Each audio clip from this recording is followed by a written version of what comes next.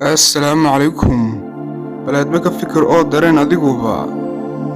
inay xaaskiisii islaayeen ilmihii yaraana ee dhashay isaga tagtay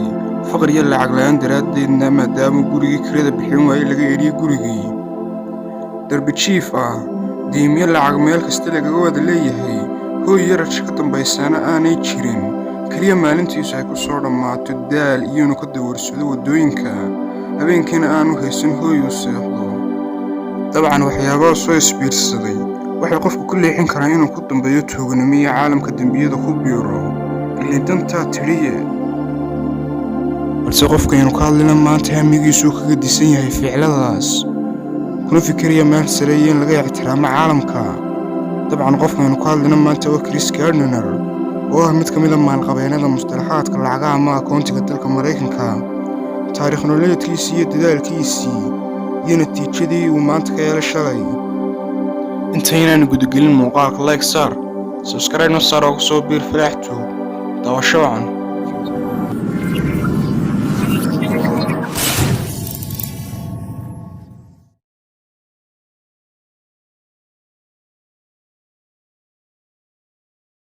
Christopher Paul Gardner wuxuu dhashay 7 bishii 1954 isagoo maray carruurnimo aad u xanuun badan oo aad u adag mustaqbalka uu sawiranayana marnaba kuma jirin in maalin maalmaha ka mid ah caalamka laga ixtiraami doono oo laga qadarin doono Chris waa nin Afrikaana balse ku dhashay tuulo ku taala dalka Mareykanka oo lagu magacaabo Milwaukee Chris nasiib uma helin inuu arko aabihii taas cagsigeedana wuxuu la noolaa hooyadii iyo ninkan oo ahaa nin qabatimay maandooriyaha oo aad u kulul mar walbana dil jiray hooyadii iyo isagaba balse hooyadii waxay doontay inay soo gabagabayso dulmiga iyo xaqdarada ay la noolee sanadada badan iyadoo isku dayday in ay guriga ku gubto balse isku daygaasi wuxuu ku soo dhammaaday fashil oo waxay ku mutaysatay xabsi iyadoo ilmaheedii yaraana ka tagtay balse Chris wuxuu la geeyey hooyga carruurta aqoomada halkaas ayaanu wax ku bartay wuxuu bartay in lagu magacaabo Henry oo ahaa ninka ay afkaartiisa iyo shakhsiyaddiisu ay saamaysay dhab ahaantii ciddii dhiirigelin jirtay ee uu tamarta caqliga ka heli jirayna waxay ahayd hooyadii balse maadaama aynu hooyadii la joogin waxa uu helo ahaa oo dhiirigelin jiray Henry balse nasiib daro ninkii wuu dhintay waxaanu ku qarqoomay biyo isagoo Chris mar kale saa ku noqday mid keliya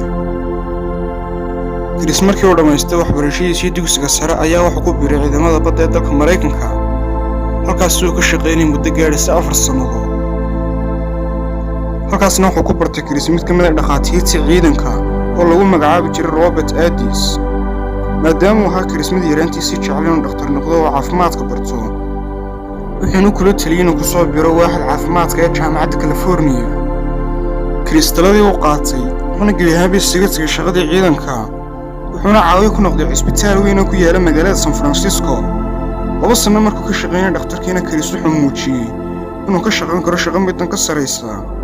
waxaana uu noqday maamulaha laabka cisbitaalka noloshiisa halkan markii maraysa waxaan odhan karnaa waxa uu bilowday wanaaggii iyo horumarkii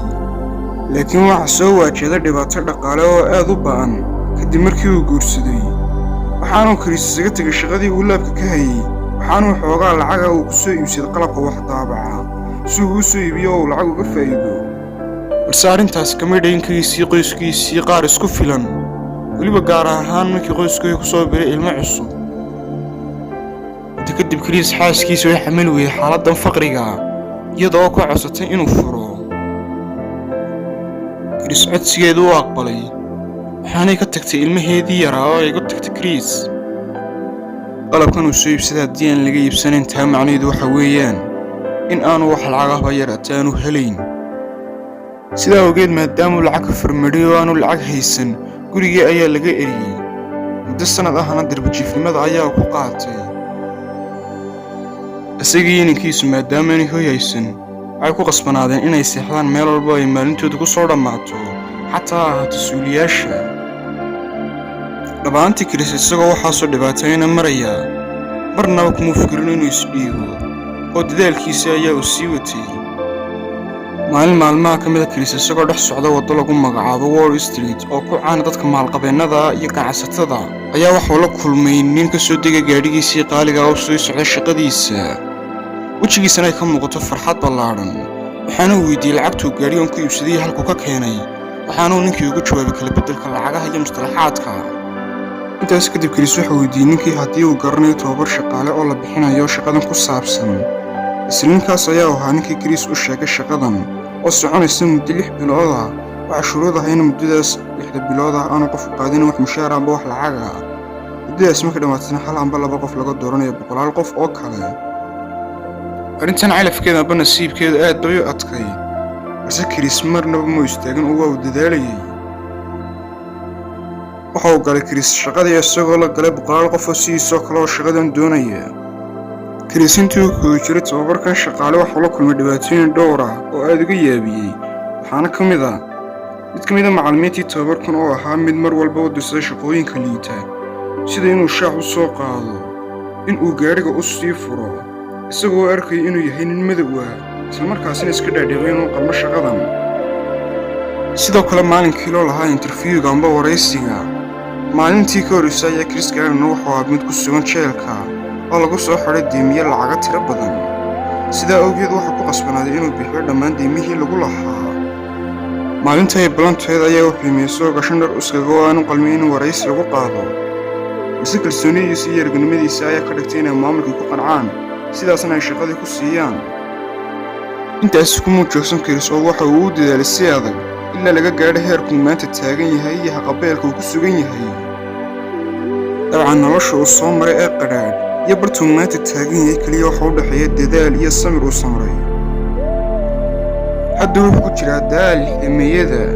sanad walba wuxuu khudbad ka qabtaa dalka Maraykanka, isagoo dadka uga digaya niyad jabka iyo isdhigashada. dabcan qisadiisan aadka u xanuunka badan waxay xambaarsantahay dhiirigelin iyo ku cimri qaadasho. Chris qisadiisan waxaa loo bedelay filim lagu magacaabo The Pursuit of Happiness ama rabitaanka farxadda. dabcan doorka Chris Garner waxaa matalaya aktarka caanka ee Will Smith.